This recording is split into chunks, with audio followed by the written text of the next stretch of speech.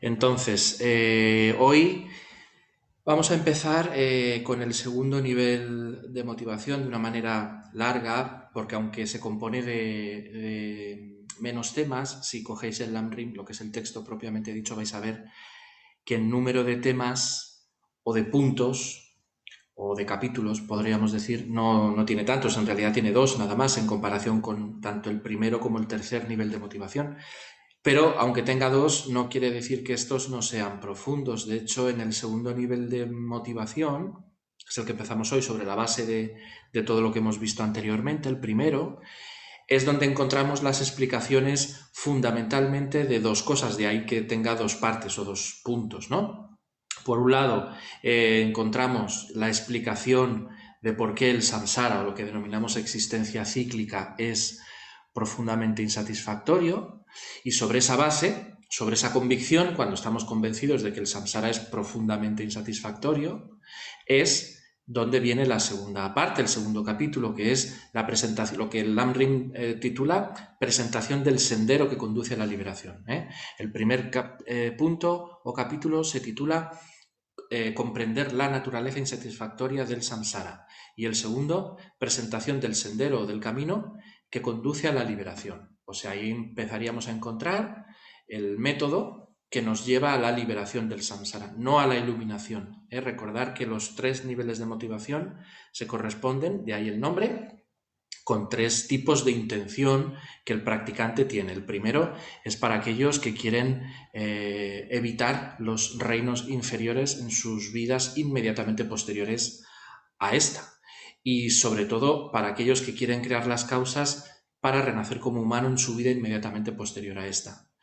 El segundo nivel de motivación es el conjunto de prácticas y enseñanzas para aquellos seres que buscan o que tienen la intención de alcanzar la liberación, que en el contexto de las enseñanzas no es lo mismo que iluminación. De hecho, a la liberación también se le denomina el nirvana menor o la cesación menor, y a la iluminación, que es algo que conseguimos con el tercer nivel de motivación, se le llama nirvana superior o omnisciencia, que es lo mismo, o budeidad. Todo eso son sinónimos: omnisciencia, budeidad, despertar, iluminación, y eso se consigue con el tercer nivel de motivación. Y ese tercer nivel de motivación son el conjunto de enseñanzas que comprenden todos los métodos y técnicas para desarrollar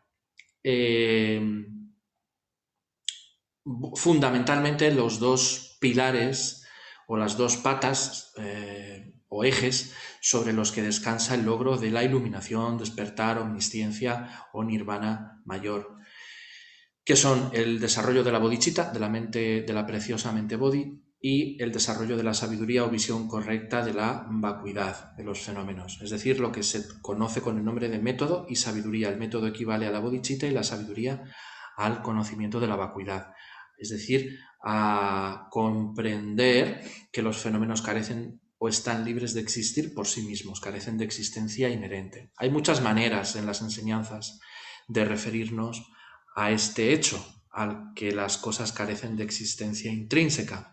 Por ejemplo, que carecen de existencia inherente, que están libres de existir por su propio lado, que carecen de su propio poder o que están libres de existir por su propio poder, que carecen de existencia sustancial, que carecen de existencia verdadera.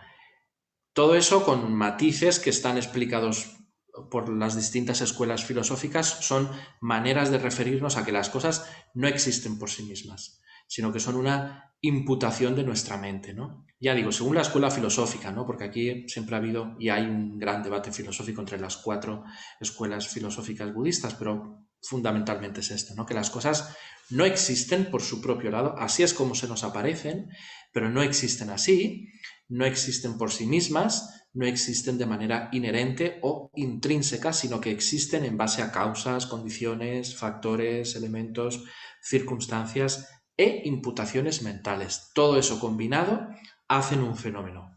Es que cuando yo veo una flor, o una mesa, o una silla, o una pandemia, o un árbol, o un planeta, o mi cuerpo, o mi mente, lo que estoy viendo es algo que tiene causas, algo que depende de condiciones, algo que depende de partes, algo que depende circunstancias, algo que depende de factores y algo que depende de una mente que imputa sobre todo eso que anteriormente he dicho, causas, condiciones, etcétera, imputa un concepto, imputa una etiqueta. Flor, mesa, epidemia, cuerpo, ideas, planeta. Es que las cosas carecen de existencia inherentemente. Si las cosas sí existieran inherentemente,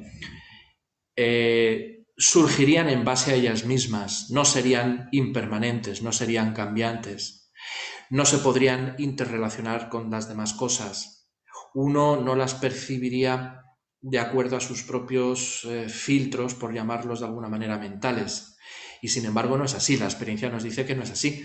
La experiencia nos dice que todo es interdependiente, que todo está interrelacionado, que todo está interconectado. Y entre otras cosas, gracias a las mentes que perciben esos fenómenos. Bueno, pues al conocimiento de todo eso, no desde un punto de vista intelectual, sino vital, se le conoce con el nombre de la sabiduría. Pero la sabiduría per se no es suficiente, es necesario que unamos esa sabiduría con la mente de la bodhicitta, con la preciosa mente que busca alcanzar la iluminación por el beneficio de todos los seres. Y a la combinación de ambas cosas se le denomina método y sabiduría. A la bodhicitta método y a la sabiduría a esa concepción correcta de las cosas. Sin esos dos ingredientes nunca vamos a alcanzar la iluminación. Ningún ser puede alcanzar la iluminación. Con la bodhicitta sola no te iluminas. Con la sabiduría sola es más probable, te acercas mucho más, pero te hace falta la bodhicitta. Entonces, es necesario combinar esos dos aspectos, ¿no?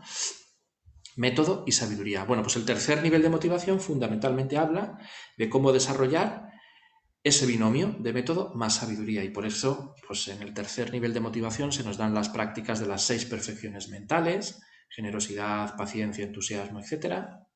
Se nos explica también cómo desarrollar la propia mente de la bodhicitta, se nos explica qué es la sabiduría, se nos explica qué es el tantra, que es el método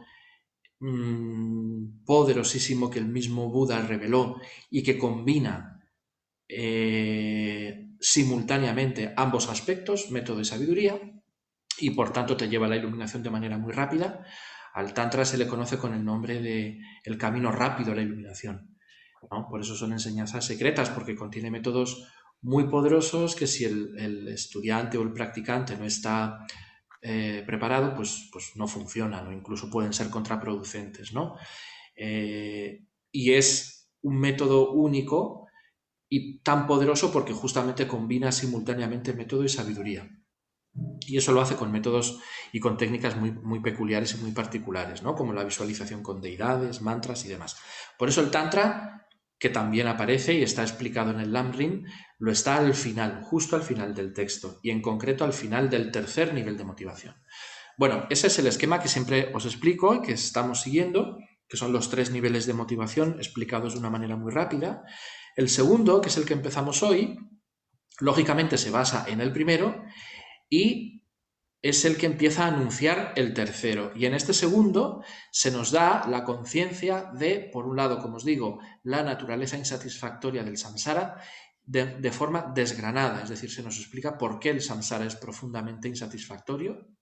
Por eso en el texto se explican los diferentes sufrimientos de cada uno de los reinos, de los 6 reinos de existencia, qué es la existencia, qué es el samsara, en cuántas partes o reinos se divide el samsara, ¿no? Con la intención de que reconozcamos todos esos sufrimientos y al reconocerlos podamos es un poco el método científico, ¿no?, que sigue el Lamrim, es como el del médico. Primero necesita, a través del microscopio y del análisis y de todas las pruebas y demás, necesita aislar el tumor, necesita observar el tumor, y luego, una vez aislado y una vez identificado, pues lo puede extirpar. Pues aquí pasa un poco igual. Necesitamos comprender y reconocer las formas concretas de sufrimiento que caracterizan todo el samsara, y por eso en las enseñanzas hay descripciones tan detalladas y a veces tan un poco incisivas, ¿no?, de lo que es el sufrimiento y todas sus características. Y en base a ese reconocimiento uno puede atacarlas, uno puede atajarlas, uno puede incidir en ellas para extirparlas y así irse acercando a su propia felicidad y al mismo tiempo ir siendo cada vez más capaz de ir llevando a todos los seres a esa misma felicidad que quieres para ti. Entonces, eso si no se hace previo trabajo de reconocer por qué es tan profundamente insatisfactorio el samsara y por qué en samsara no hay posibilidad de conseguir una felicidad duradera o permanente, que es la que estamos buscando, pero en samsara nunca la vamos a conseguir, nunca va a llegar esa liberación o esa iluminación. Por eso es necesario que el practicante sea valiente y mire de cara al samsara y que reconozca que en samsara no hay posibilidad de ser feliz de la manera plena y continua y permanente que es la que estamos buscando. Y aunque sí existe esa felicidad, aunque no en el samsara, aquí no la vamos a encontrar. En los parámetros samsáricos no se puede encontrar. Eso no es nada fácil, reconocer que el placer del que disfrutamos a diario, que el alivio o el placer sensorial, psicológico, qué sé yo, físico, social, económico, del que disfrutamos a diario, no tiene nada de placer, no tiene nada de felicidad, sino que nos encadena mucho más.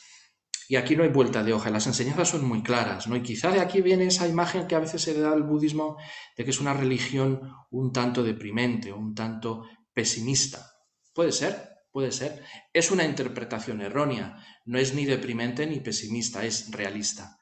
Lo que pasa es que eso viene de un análisis que consiste en no dejar ni un rincón de la existencia sin ser analizado y descubrir que en ninguno de los rincones de la existencia cíclica o de la existencia en general hay posibilidades de alcanzar una felicidad plena, incondicionada y permanente, que es la que estamos buscando. En samsara no es posible.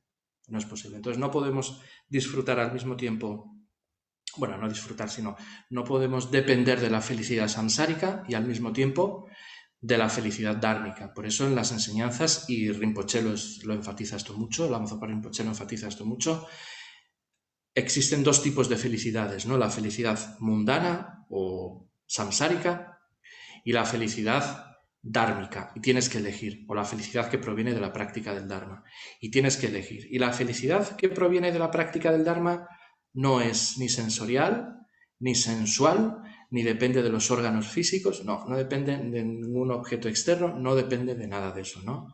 Ahí es donde entra la renuncia al samsara, la renuncia en nuestra mente. Depende de otras cosas. Entonces tenemos que cambiar el enfoque. Sí que existe esa felicidad que estamos buscando, aunque no en el samsara, pero sí que existe. Luego, para encontrarla tenemos que cambiar el enfoque, tenemos que cambiar la dirección que le imprimimos a nuestra mente y buscarla en otro sitio. Y ese otro sitio no es el samsara, es, bueno, en el caso del budismo, el dharma, en las enseñanzas de Buda y en concreto en las tres joyas, ¿no? Como veíamos cuando meditábamos en las tres joyas del refugio. Y el punto es reconocer que esto no tiene vuelta de hoja y que no tiene alternativa. Entonces, es verdad que eso puede que dé vértigo, es verdad que eso puede que te acerque a una especie de precipicio vital en el que digas, ¿qué hago? Si me están diciendo que tengo que saltar y no veo que me vaya a recoger nadie, ¿no? Es una especie de salto al vacío sin saber muy bien qué va a haber debajo. Lo que ocurre es que si saltamos, sí vemos que hay alternativas, sí vemos que sí nos recogen, sí vemos que no nos pasa nada, porque está la felicidad del Dharma, ¿eh? Lo que está arriba del precipicio es la felicidad mundana, lo que está en el vacío, una vez has caído y has visto que no pasa nada y que has caído en mullido y que no ha pasado nada, es la felicidad del Dharma, pero hay que saltar, hay que arriesgarse y renunciar, porque como digo, no podemos estar en samsara y al mismo tiempo en la búsqueda del nirvana o en la búsqueda de la liberación. Ahora, eso más que un mero acto de fe ciega, que no conduce a mucho, tiene que estar basado en una serie de argumentos, en una serie de razonamientos, ¿no? Esos razonamientos son los que nos da el Lamrim y en concreto el segundo nivel de motivación. Como decía, en esos dos puntos, en esos dos capítulos de los que habla este segundo nivel de motivación. El primero, lo repito, el primero es convencernos o el por qué el samsara o la existencia cíclica es insatisfacción. Y el segundo es presentar o cuando se nos presenta el sendero que nos conduce a la liberación, que es cuando estás convencido de que el samsara sí que es pura insatisfacción. Entonces, para convencernos de esto, se nos habla de distintos tipos de sufrimiento. Lo primero, ahora durante 5 minutos, antes de empezar la meditación, os voy a explicar muy rápidamente cuál es la visión que se da en las enseñanzas de lo que es el universo o de las distintas posibilidades que existen para renacer, y todas ellas caracterizadas por el sufrimiento, por dukkha o por la insatisfacción, ¿no? Entonces, el Buda vio que lo que se denomina samsara o existencia cíclica, he encontrado una traducción, bueno, un término, una explicación, no es una traducción muy interesante que dice que el término tibetano del que se traduce existencia cíclica o samsara es korwa, que significa el conjunto de agregados y continuo mental contaminados, y que es el resultado del karma y de los engaños mentales. Sin embargo, liberarnos del samsara o de korwa, en tibetano se dice tarpa, que significa desatar para liberar, desatar para liberar. Lo que nos ata son las acciones kármicas y la causa de estas acciones, que son nuestros engaños mentales. Esto es muy interesante. Como tarpa, que significa desatarnos para liberar, hace mención a esa necesidad de tener que deshacer o desatar los nudos psicológicos o los nudos mentales, que son los engaños que dan origen al karma. Entonces, esos engaños y el karma están presentes en todos los reinos de existencia que componen el samsara, y el Buda vio que todo el samsara, o todo el conjunto de la existencia cíclica, en el que nacemos y renacemos una y otra vez, cada vez que morimos en cada vida, se compone de 3 grandes reinos, ¿no? Lo que él llamó los 3 grandes reinos, que son el reino de la forma, el reino sin forma y el reino del deseo. Y vio que desde el punto de vista de los seres vivos que existen, hay 6 clases de seres: humanos, dioses, semidioses, pretas, animales y seres de los infiernos. Estos 6 tipos de dioses están repartidos en los 3 reinos que acabo de decir: forma, no forma o sin forma, y reino del deseo, ¿no? Por ejemplo, en el reino del deseo estamos los humanos y los animales. Luego hay un tipo de dioses o de devas que están en el reino de la forma, y otro tipo en el reino sin forma. Luego un tipo de semidioses que están en el reino también de los devas o de los dioses, y otros en el reino de la forma, y otros en el reino sin forma. O sea, hay muchas subdivisiones, ¿no? Pero en general lo importante es que sepamos que todos los seres están en un tipo de reino u otro, pero todos los reinos caracterizados por la insatisfacción, por los distintos tipos de insatisfacción, ¿no? Es un poco, incluso hay maestros que dicen que el samsara o la existencia cíclica o el conjunto de esos 3 reinos, forma, sin forma y deseo, son como una cárcel, y que vayas donde vayas, aunque te cambien de módulo o de celda, estás en la cárcel. Pues es un poco igual. Estás encadenado por los engaños y el karma, y que la auténtica libertad viene o sobreviene cuando somos capaces de irnos deshaciendo de esos engaños mentales, que son los responsables, la madre de todo el cordero del samsara, ¿no? Aquellos que ponen en marcha todo el edificio del samsara. Entonces, la meditación que vamos a hacer hoy, la primera, porque este segundo nivel de motivación lo vamos a ver en varios martes. La primera es una introducción a eso, a esa realidad que en el Dharma, en las enseñanzas, se nos pone delante y que denominamos samsara, y que está caracterizado por la insatisfacción, ¿no? Entonces, bueno, pues empezaremos a ver algunos tipos de sufrimiento y luego iremos desarrollando esta meditación con otras en martes sucesivos. Entonces vamos a empezar la meditación, como siempre, haciendo un poco de relajación, unos minutos. Para ello cerramos los ojos y estemos en la postura en la que estemos, llevamos la atención a la respiración, que dejamos que sea natural, libre, no forzada.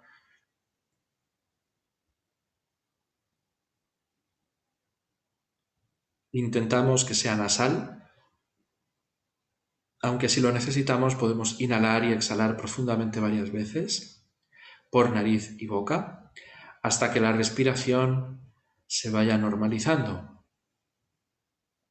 Y cuando así sea, respira solo nasalmente.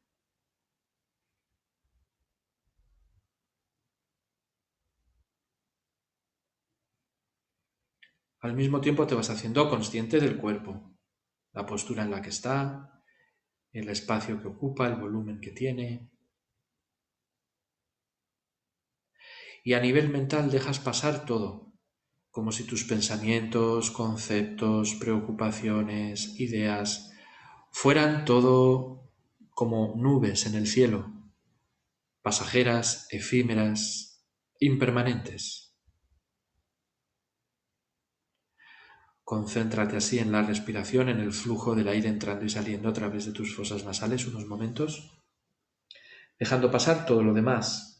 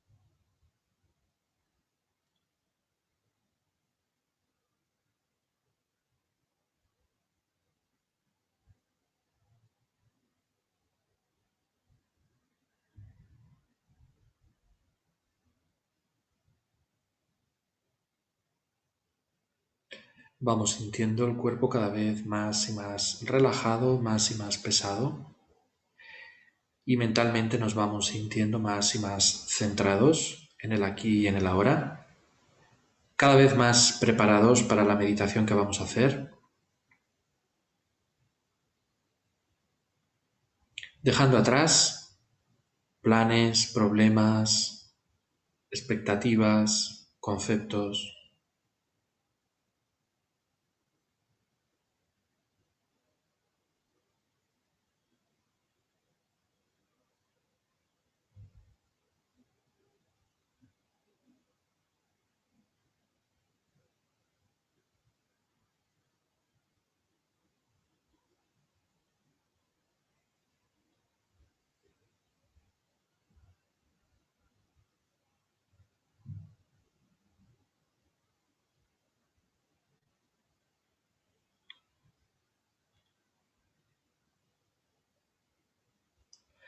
Imaginamos que a nuestra derecha se encuentra nuestro Padre, a nuestra izquierda nuestra Madre haciendo esta meditación con nosotros.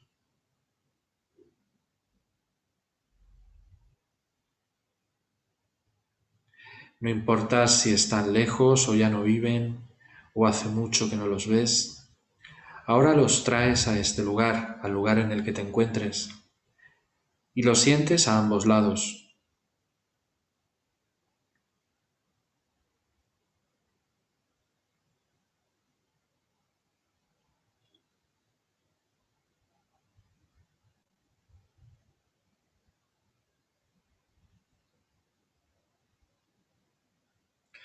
A nuestra espalda situamos a nuestros seres más queridos, más cercanos, incluso aquellos por los que sabemos que sentimos aferramiento, y frente a nosotros los que nos agitan o alteran o lo hicieron en el pasado. Los visualizamos frente a nosotros.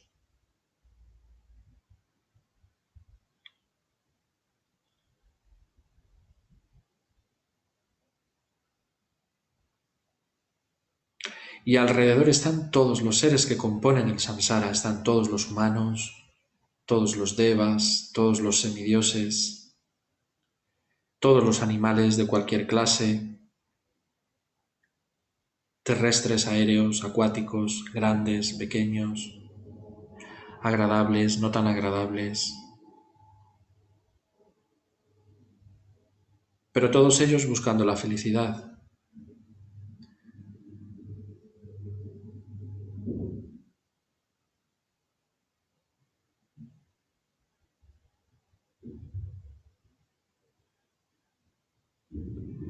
todos los pretas,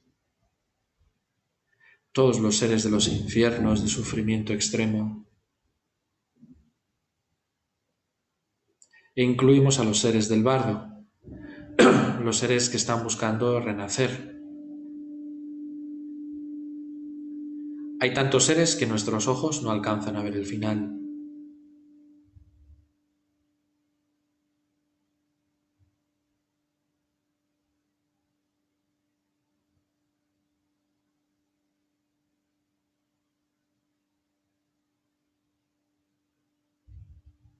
En base a esta visualización generamos la preciosa mente de la bodhicitta pensando en lo maravilloso que sería que pudiéramos llevar a todos y cada uno de estos seres uno por uno, tardemos lo que tardemos,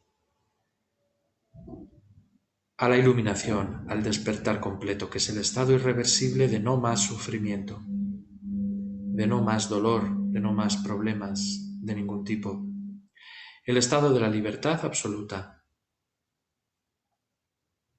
Qué maravilloso sería que pudiéramos llevar a nuestros padres, a nuestros seres queridos, a los que etiquetamos como enemigos, a cada uno de los humanos, de los devas, de los asuras, de los animales, de los pretas, de los seres de los infiernos y de los seres que están en el bardo a la preciosa iluminación. ¡Qué maravilloso sería! Sin embargo, aún no podemos. Necesitamos desarrollar nuestras propias cualidades. Necesitamos alcanzar nosotros primero la preciosa iluminación cuanto antes, sin un segundo de retraso, para lo cual necesitamos de alguien que ya la haya conseguido, que nos guíe, que nos muestre el camino, que bendiga nuestras mentes, que nos enseñe todo el camino gradual. Ese alguien son las tres joyas, los Budas, el Dharma y la Arya Sangha.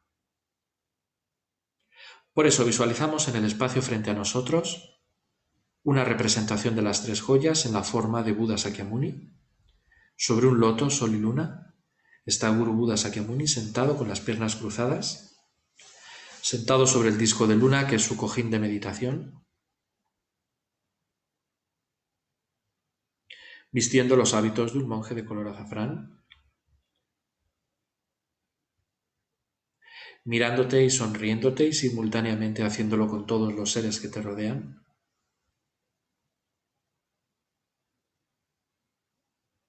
Con una mirada muy sabia, muy penetrante, muy compasiva.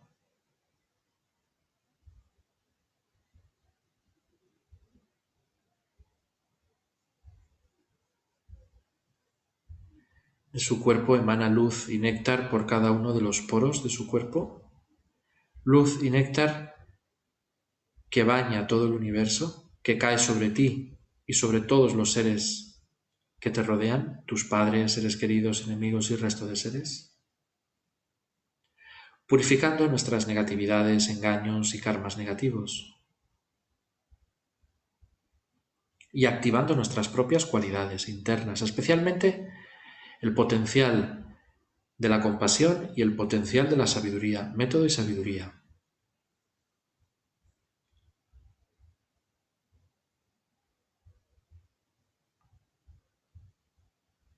Pensando así, pidiéndole mentalmente a los Budas, al Dharma y al Arya Sangha que nos guíen, que nos muestren el camino, tomamos refugio, 2 veces en tibetano y una en español.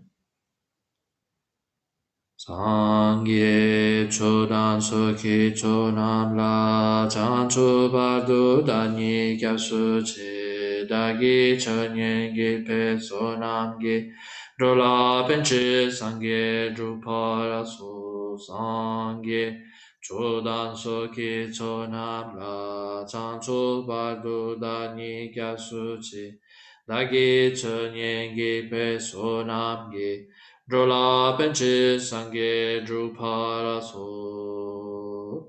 Busco refugio hasta que alcance el despertar en el Buda, en el Dharma y en la Asamblea Suprema, que por los méritos que cree al escuchar el Dharma llegue a ser un Buda para beneficiar a todos los seres.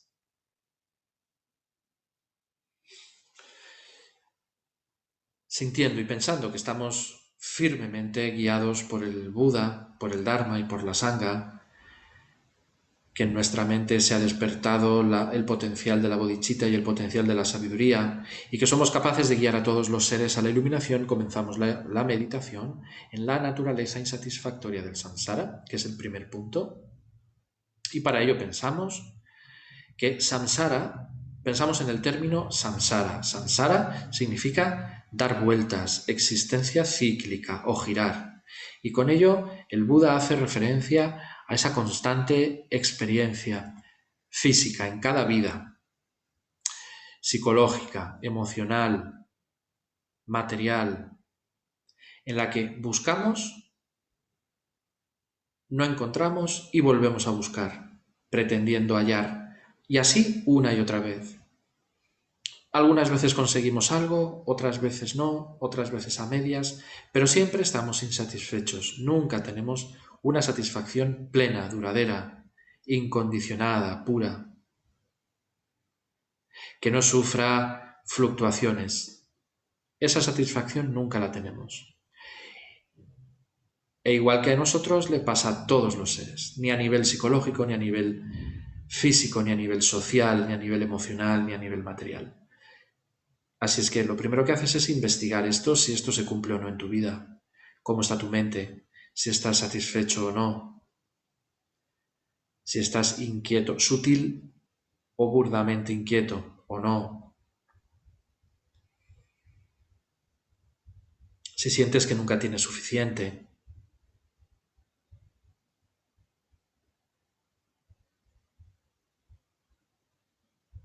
A nivel material, a nivel emocional, a nivel psicológico, a nivel social, a todos ellos.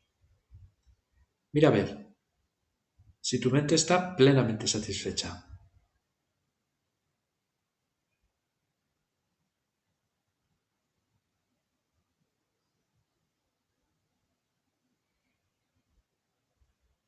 O si por el contrario hay agitación en tu mente. Lo puedes comprobar en un solo día de tu vida cotidiana, desde que te levantas hasta que te acuestas, cómo está tu mente. ¿Ha estado tranquila? ¿Ha estado permanentemente tranquila? ¿O ha sufrido altibajos, muchos altibajos, en función de las cosas con las que se encontraba a diario? ¿Cómo ha estado? Ve haciendo ese análisis, ve haciendo esas fotografías mentales con sinceridad. No analices las causas, simplemente observa los diferentes estados por los que atraviesa tu mente en un solo día.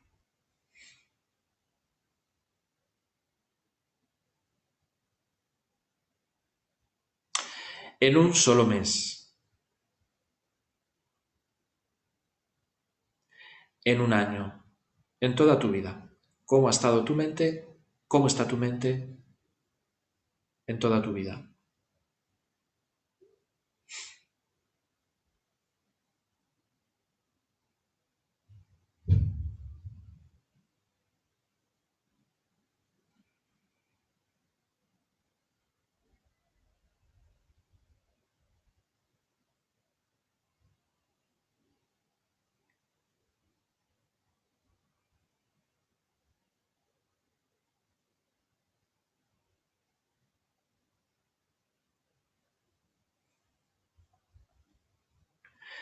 Esto es así, nuestra mente nunca está quieta, siempre quiere más, siempre está agitada, aunque sea sutilmente, porque está bajo la influencia de los engaños y del karma. Y mientras sea así, nunca tendremos paz. Mientras permanezcamos bajo la influencia de los karmas y las actitudes mentales negativas, continuaremos experimentando diferentes tipos de sufrimientos. Permaneceremos atrapados y dando vueltas en la rueda de la vida, del samsara.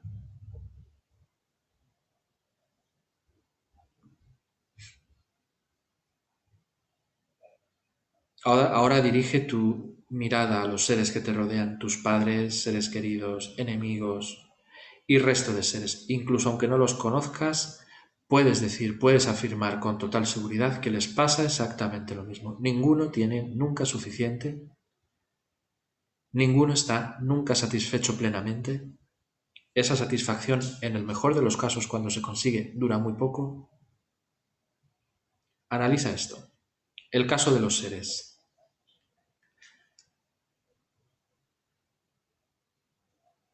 Mientras analizas tu propia mente, paralelamente analizas la mente de los seres y verás que es exactamente igual en todos los casos.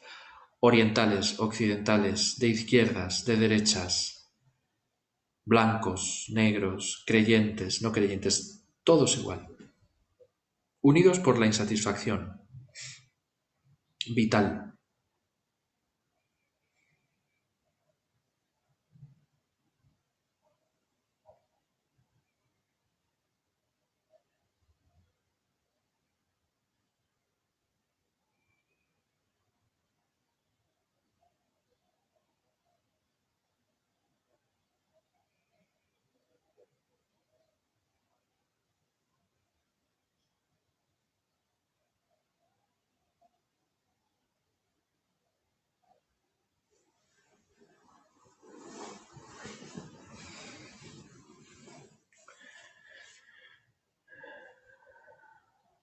Tanto si analizas un día de tu vida cotidiana, el día de hoy, por ejemplo, como si analizas cómo ha sido tu vida desde que fuiste concebido hasta el día de hoy, verás que esa es la constante vital, el estar constantemente girando, buscando, no encontrando, o en el mejor de los casos, cuando encuentras eso que has encontrado, deja de satisfacerte enseguida y vuelves a seguir queriendo buscar, y así sucesivamente.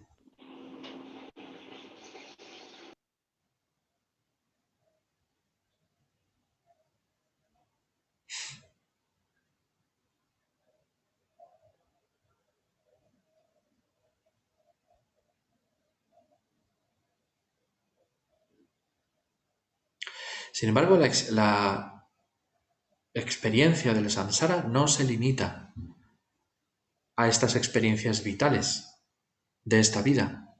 El samsara también sigue actuando cuando morimos y nos lanza a una serie de ciclos de nacimiento, muerte y renacimiento, pasando por diferentes estados intermedios. Eso también es samsara, el hecho de morir, pasar por el estado intermedio, el bardo, renacer, volver a vivir con todo lo que eso conlleva, volver a morir y así sucesivamente. Y eso también le pasa a todos los seres.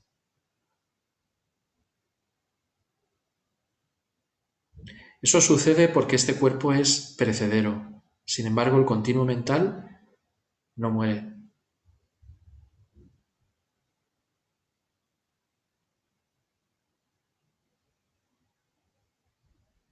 Ese conjunto de nacimientos, muerte y renacimientos es el marco en el que se desarrolla el samsara. Otra acepción de samsara. No solo insatisfacción vital si lo analizas en un día de tu vida cotidiana, sino el conjunto de nacimientos, muerte y renacimientos en el que llevamos desde el sin principio de los tiempos. Y aún seguimos insatisfechos. Contempla esto unos momentos, a tu manera, con tus palabras, con tus pensamientos y ejemplos.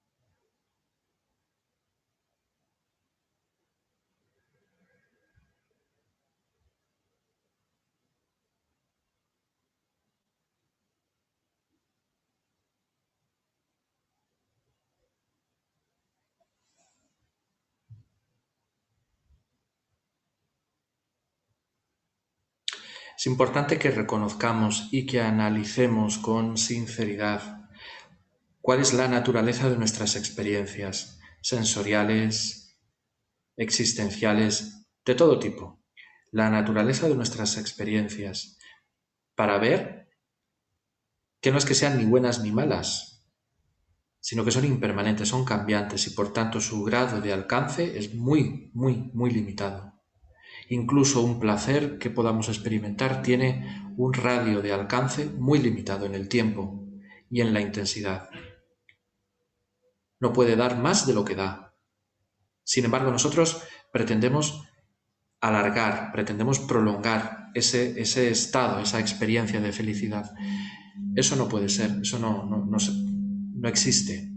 No tenemos esa capacidad ni el objeto puede dárnoslo. Así es que aquí analiza cuál es tu grado de relación y sobre todo de realismo en tu interacción, en tu relación con, por ejemplo, tus objetos de placer o tus objetos de felicidad. Es decir, si tienes expectativas realistas, si pretendes que te den más felicidad de la que te dan, si aceptas cuando no te la dan y sigues permaneciendo tranquilo o te rebelas, ¿cómo es tu reacción?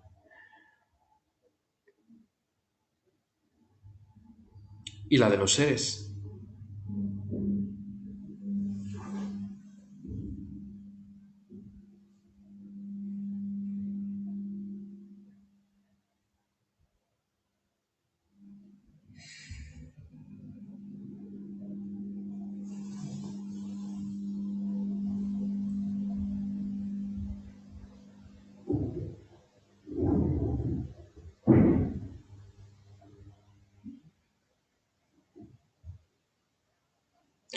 Si somos honestos, veremos que ya sabemos que nuestros objetos de placer o de felicidad nos pueden proporcionar una felicidad bastante limitada. Y que por eso, incluso antes de que estos se acaben, de que estos se agoten, ya estamos buscando mentalmente otros, porque sabemos que no nos pueden dar una felicidad duradera. Eso es puro samsara. A eso le llamamos ser felices. Sin embargo, no es la felicidad eso. Eso es dependencia. Eso es esclavitud. Por eso el samsara es cárcel. Aunque esté pintada de oro, aunque esté maquillada de oro.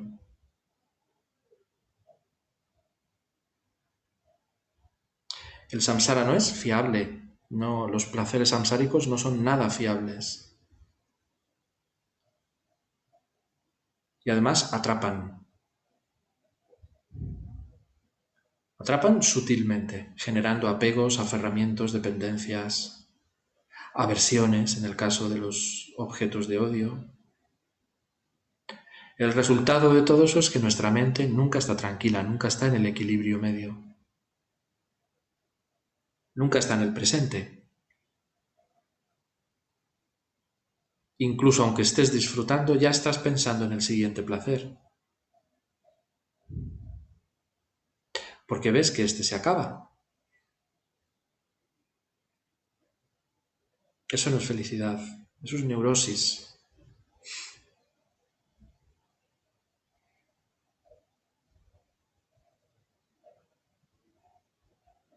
Eso es felicidad samsárica, neurótica, la que genera dependencia.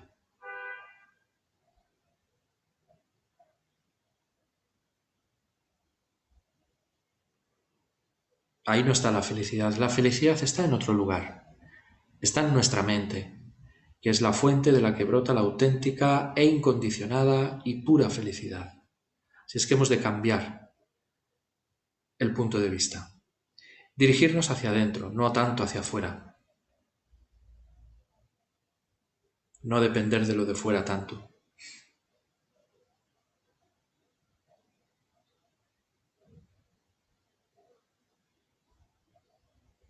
Mira a ver si en base a esto tu vida sigue ese patrón o no. Mira a ver dónde pones más energía. ¿Fuera o dentro? Y con ese análisis termina la meditación en unos minutos.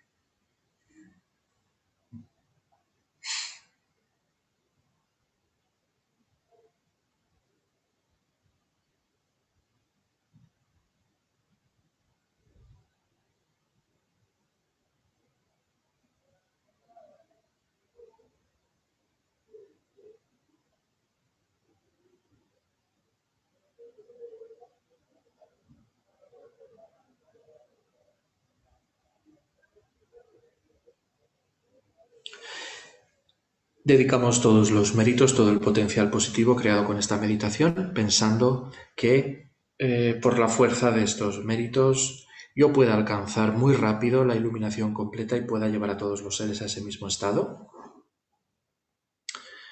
El estado que está más allá de todo dolor, de todo sufrimiento, que es el de la auténtica felicidad, que no depende de nada a nivel sensorial, sensual, psicológico, y aunque se relacione con todo ese tipo de fenómenos, no dependa de ellos.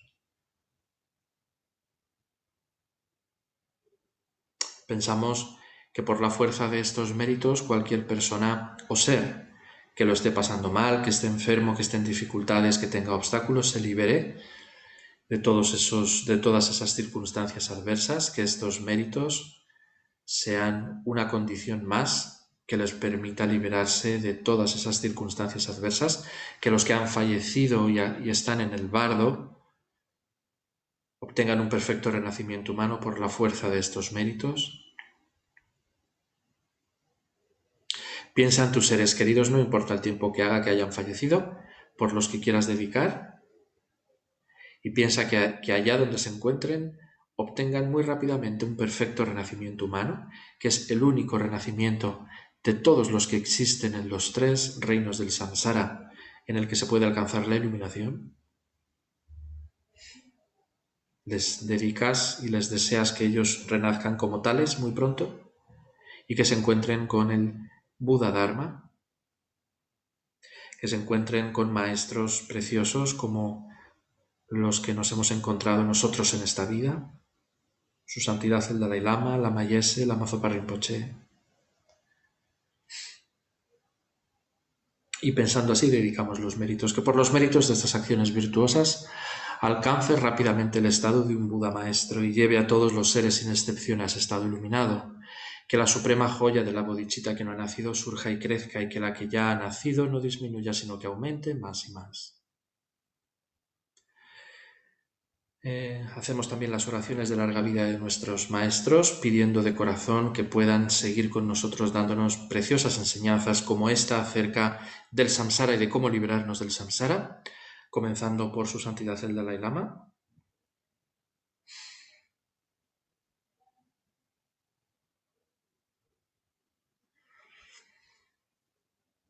Joya que concedes y colmas los deseos, fuente de todo beneficio y felicidad en este mundo. A ti de bondad incomparable, Tenzin Gyatso, te suplico que todos tus sagrados deseos se cumplan espontáneamente. También la del Lama Zopa Rinpoche, pueda la vida de Rinpoche ser larga, firme y estable, pueda visitarnos muy pronto, podamos nosotros ir a sus enseñanzas de manera presencial también muy pronto.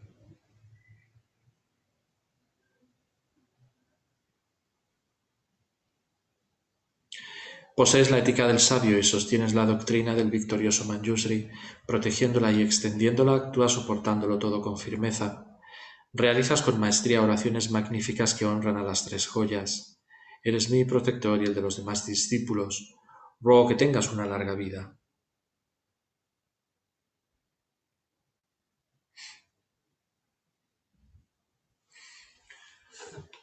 Pues muy bien, muchas gracias. Aquí había, creo que era una pregunta de Irene, que decía que si se puede vivir en equilibrio en samsara y en el dharma. Hay que disfrutar y ser felices en la vida y practicar el dharma. Pues depende de 2 cosas. Depende de lo que se entienda por felicidad y depende de la relación que tengas con eso que entiendes por felicidad. Si por felicidad entiendes o uno entiende los pequeños momentos que sí que existen en la vida en los que tenemos, pues eso, algún tipo de estado placentero. Normalmente confundimos la felicidad con el placer.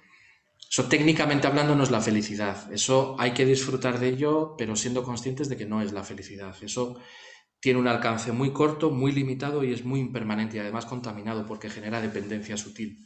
Aunque hay que disfrutarlo, hay que ser consciente de ello, ¿no?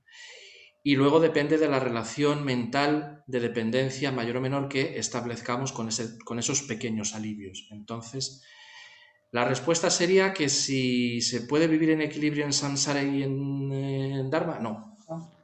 O samsara o dharma. Con esta explicación que acabo de dar, ¿no? Siendo conscientes que la felicidad no puede venir del samsara. La auténtica no puede venir del samsara. Lo que viene del samsara son pequeños alivios, ya está. Eso cuando los conseguimos, que no es siempre. Es un poco fiable el samsara. Por eso decía que este es un punto en el que el budismo, en el que el dharma nos obliga a elegir, a los practicantes de dharma, nos obliga a elegir.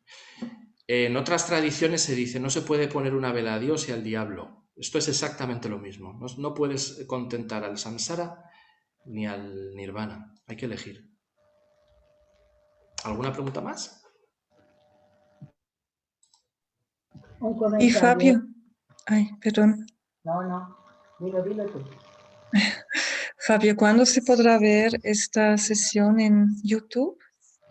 No lo sé, es que eso no lo llevo yo, Hilda. Ah, vale, venga, gracias. Ve visitando la página web. Esta ha sido una especie de introducción al marco psicológico del que habla el segundo nivel de motivación. Como habrá más, ya nos iremos adentrando ya en descripciones más detalladas de lo que es el samsara. Esta ha sido una visión panorámica general.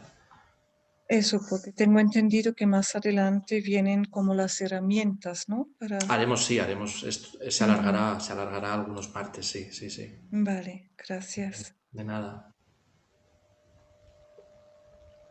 Me parece que había alguien más que quería decir algo, ¿no? Sí, yo iba a hacer un comentario. Sí. Pues yo creo que siendo muy conscientes de que efectivamente estar en el samsara y tener esa mente dualista, egoísta, egocéntrica, pues ya fastidia todo, ya es casi imposible que de ahí pueda, ya se derivan a estados muy, muy dolorosos, pero sí que es cierto que hay por mi parte, por lo menos yo siento una valoración de la vida y un festejo de la vida muy luminoso y muy hermoso, ¿no? Que no quiere decir, no estoy hablando del samsara, estoy hablando de la posibilidad de, con esta mente que tenemos ahora, ser conscientes de que tenemos muchas posibilidades de alcanzar felicidad, incluso esos placeres sin despreciarlos, tampoco ensalzarlos, sino colocarlos en su justo término. Pues sé que esto me gusta y esto me va a dar una satisfacción, pero no es la satisfacción definitiva ni la que yo deseo, pero no por eso lo desprecio, ni dejo de compartirlo, ni dejo, pues, quien dice, una buena comida, ¿no? Hacer una buena paella y disfrutarla con la familia o con los compañeros, pues tiene su valor, no tiene más de ese, pero tampoco es tampoco tiene menos. Depende, lo que cada uno elija, depende.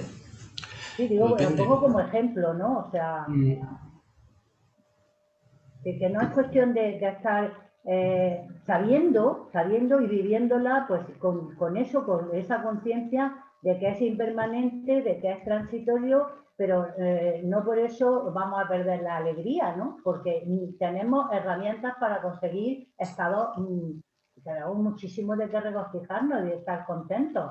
Pues el Dharma, los maestros, la posibilidad de ir viendo un poco el caminillo. Es decir, que yo no estoy de acuerdo con que el budismo sea una cosa, es realista, pero también te da una herramienta maravillosa para ir desbrozando toda esa cantidad de sufrimiento, ¿no? Lo que ocurre es que cuando se habla muy largo y muy en profundo, cuando se medita o se trabaja muy en largo y muy en profundo acerca de la naturaleza insatisfactoria del samsara, acaba saliendo esto. Fíjate que de dos preguntas que ha habido, las dos van por ahí. Sí, pero nadie está hablando de no estar alegre ni de disfrutar de nada. No se está hablando de nada de eso. Ahora porque no hay tiempo, pero no tiene nada que ver. La renuncia no tiene nada que ver con estar triste. Pero tampoco significa entregarnos a los placeres por entregarnos a los placeres, ¿eh? Ojo. Sin embargo, siempre sale ese tema. Es como que hay miedo, ¿no? Cuando te hablan de la naturaleza insatisfactoria del samsara, se activa el ego samsárico que dice, que este te está diciendo o que esta te está diciendo que tienes que dejar de disfrutar. Y eso es una mala interpretación, La conclusión es que si entendemos bien lo que es el samsara, uno va a optar de manera natural, casi diría sin esfuerzo o sin hacer grandes esfuerzos, porque está muy cerca de la renuncia, uno va a optar por un tipo de felicidad que no tiene nada que ver con la que estamos acostumbrados. Y ninguno de los que estamos aquí estamos en ese nivel, por eso se nos escapa y estamos interpretando que esto que estoy diciendo está sonando a dejar de disfrutar. No tiene nada que ver con eso. Si nos fijamos, los grandes renunciantes, su santidad el Dalai Lama, la Mayese, la Mazopa Rinpoche, son las personas más felices que hay, más plenas. Comen poquísimo, beben poquísimo té, a nivel sensorial no disfrutan de nada y son felicísimos. O sea que la paella no hace falta, Lola. En el fondo no hace falta. Me parece a mí que la paella suena más a agarradera que a otra cosa. Que yo también lo hago, ¿eh? Porque ninguno de los que estamos aquí estamos en ese nivel, pero ni de lejos. Pero es en donde hay que empezar a poner, o sea, y con esto acabo diciendo lo que empezaba, no se puede dar satisfacción al samsara y al nirvana, no se puede. Es cuestión de cada uno. Y sí hay una visión del budismo en general de que es deprimente, y viene por ahí, pero da igual, o sea, hay que explicarlo, hay que hacer esa pedagogía, pero sí que la hay, y viene por ahí. Viene por esa mala interpretación de que el budismo parece que aboga por no disfrutar de las cosas. Y no es que no abogue por disfrutar de las cosas. Lo que pasa es que aboga por disfrutar de las cosas con una perspectiva que ni nos imaginamos, pero que es la que tenemos que empezar a intentar entender, ¿no? Que es un poco de lo que va todo esto. Muchas gracias, Fabio. Me encantan estas meditaciones. Creo que fue una excelente idea. Mira, el punto ahora me está viniendo un ejemplo con esto de la paella y de la comida. Le digo la paella porque es el ejemplo que has puesto tú, que puede ser cualquier cosa.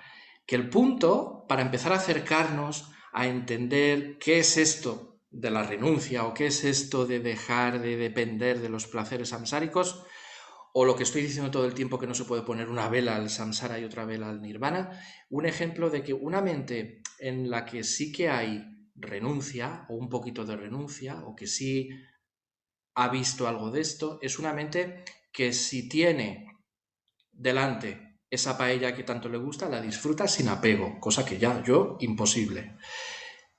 Pero si no la tiene, porque de repente no se ha podido hacer o porque de repente, digo de repente porque en los de repente es donde nuestra mente más se frustra, cuando te dicen de pronto, pues mira, no, aquello con lo que contabas no va a poder ser. Pues si de repente no hay esa paella, si de repente cambian los planes, si de repente aquel plan que tú habías hecho no se consigue, sigue estando feliz y sigue estando sin alterarse un mínimo. Esa es la mente que está cerca de esto que estamos trabajando, ¿no? Que también yo estoy lejísimos de eso. O sea, yo dependo de la paella. En el fondo yo dependo de la paella. Sutilmente dependo de la paella. Y hay de mí si no la hay. Y hay de mí si no la hay. En mi caso, por mucho que me disfrace y por mucho que diga, no dependo, sí que dependo. Sí que dependo. Entonces, la auténtica renuncia va por romper esas ataduras. Si la hay, la disfrutas sin apego. Pero si no la hay, no sufres lo más mínimo. Ese es el punto. Entonces, que cada uno analice si está ahí o no. Ya, eso es lo que quería decir. Muy bien, estupendo, Fabio. Muchísimas gracias. Bueno, no sé si hay alguna cuestión más. A ver aquí, creo que sí. No. Muchas gracias, Fabio. Por mi parte, nada más. Vale, pues gracias a todos. Ya nos vemos. El martes que viene entonces seguimos con más meditaciones acerca de la naturaleza insatisfactoria del samsara, pero ya pasando a descripciones más concretas, ¿no?, que el Buda dio de, por ejemplo, los reinos de existencia que hay. Así es que gracias y cuidaros. A ti, un abrazo, Fabio. Chao, chao. Adiós.